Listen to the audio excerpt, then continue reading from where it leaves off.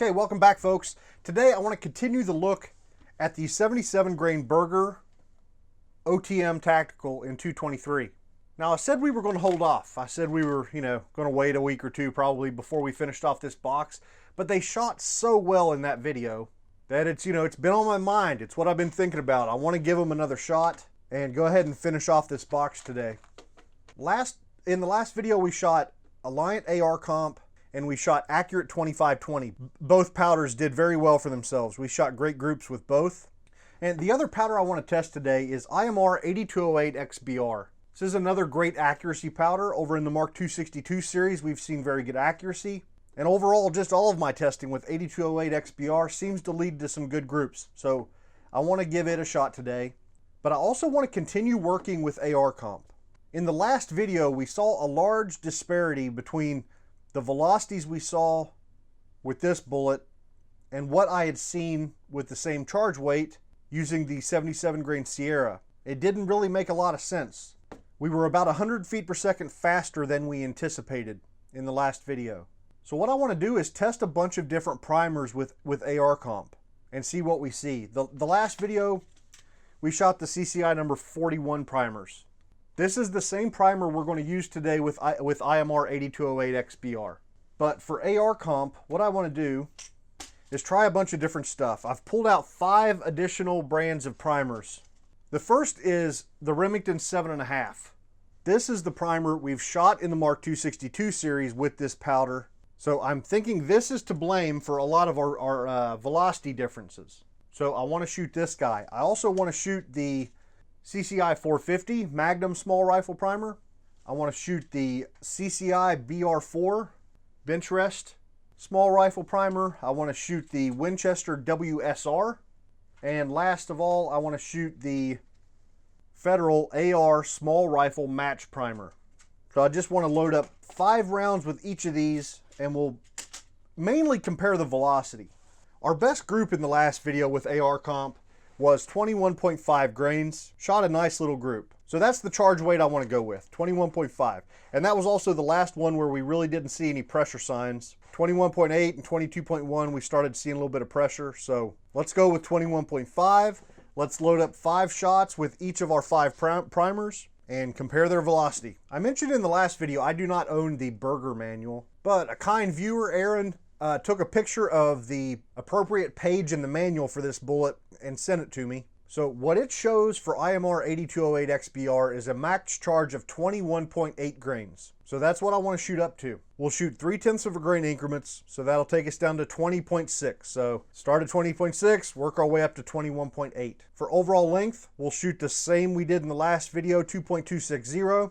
Actually, the seating die is still set up in the press. We're not going to have to change a thing. So the loading here should actually go pretty quick. My main concern will be making sure I don't get my primers mixed up with ARComp. For brass, we are going to continue to use the Starline 223 brass that we used in the last video. These have also been tumbled and sized and fully prepped, and they're ready for primer, powder, and bullet. So the loading here is probably going to go pretty quick. So let's get to it.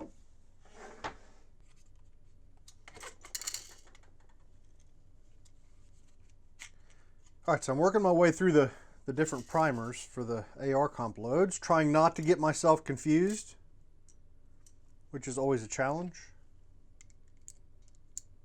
So I think I want to go ahead and shoot at 200 yards today. I recently stretched out my backyard range so I could get 200 yards, and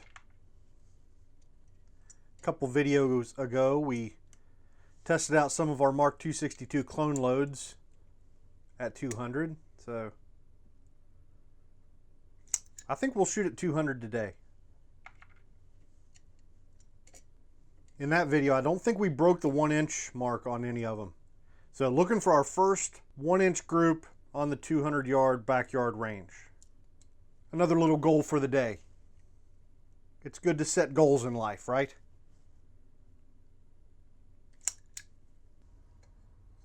All right, folks, I primed this brass and filmed the earlier portion of this video 2 days ago. And then kind of, I don't know, life came flying at me a little bit here over the last couple days and I got sidetracked. But I'm finally back to it. Hoping to get on the range with these guys today. Starting out by weighing out my 25 charges of 21.5 grains of AR-Comp. A lot of people ask me why I don't use the Lyman Gen 6 powder dispenser more often. It shows up sometimes. It's still working well for me. But a lot of times, you know, when we're switching around powders a lot and trying different things, it's easier to just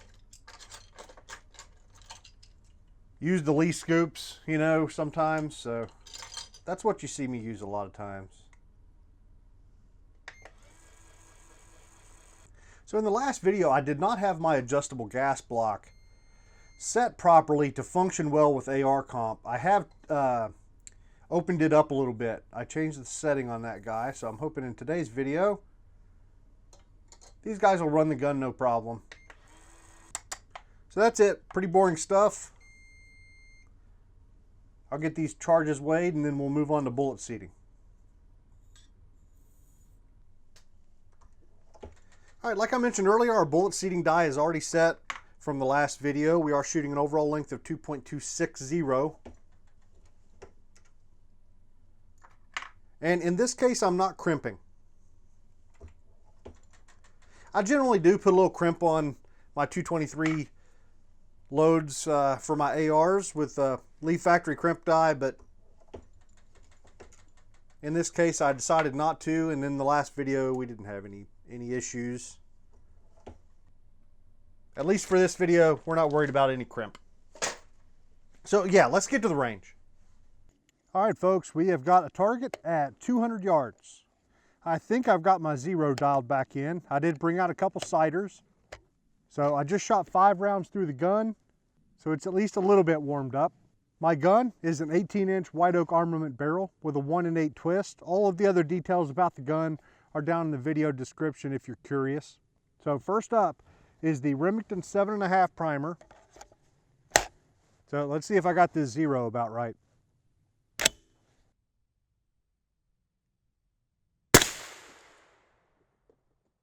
Close enough.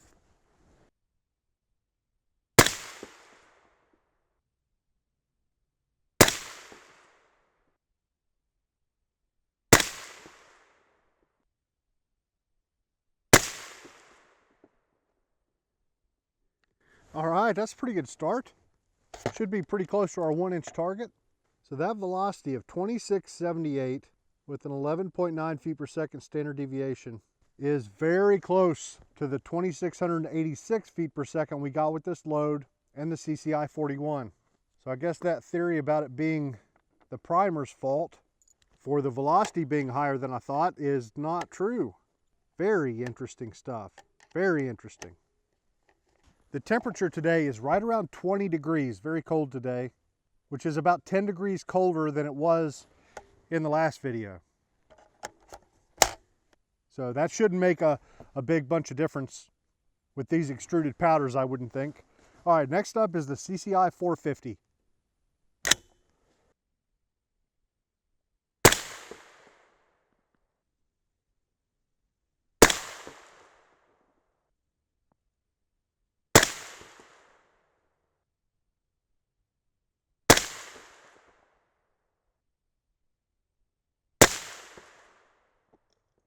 You know, I didn't want to have to do it once we started shooting, but I'm going to. I'm going to come up 1.5 minutes and left a 1/2 minute on our scope. Okay, next is the CCI BR4.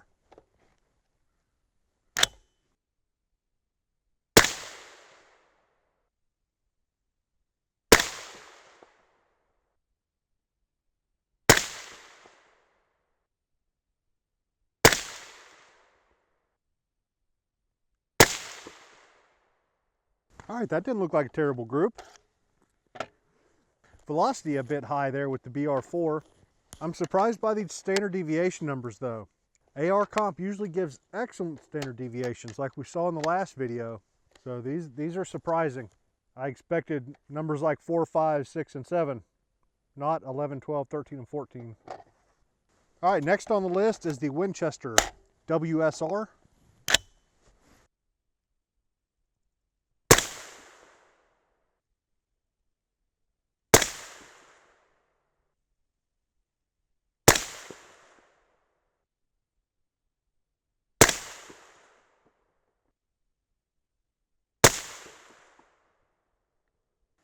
Okay, the last primer is the Federal AR match primer.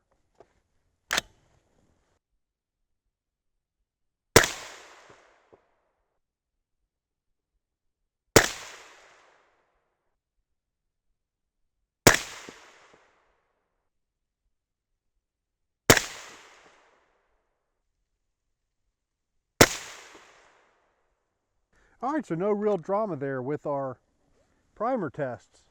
Still pretty interesting. All right, so I need to warm up my fingers because they've lost feeling. Maybe I'll even go grab some gloves. Okay, so I've got feeling back in my fingers, and it's time to move on to 8208 XBR. First up is 20.6 grains.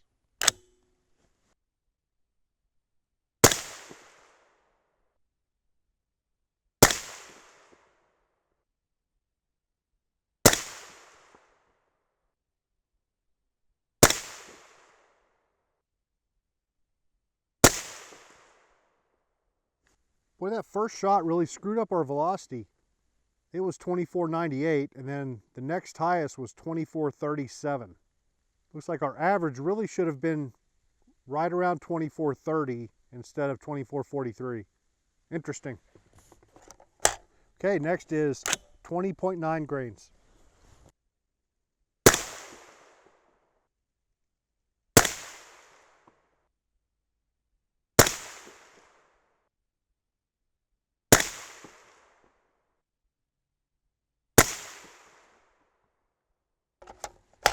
Okay, 21.2 grains.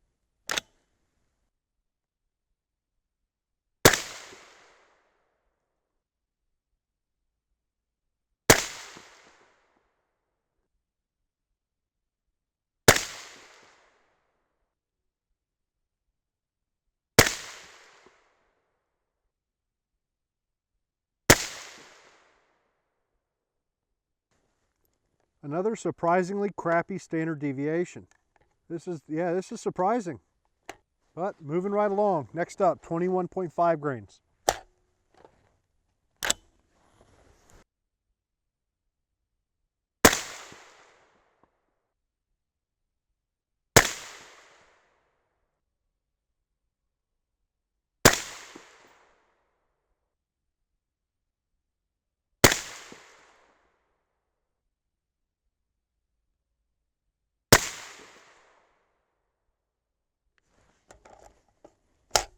Okay, last up is 21.8.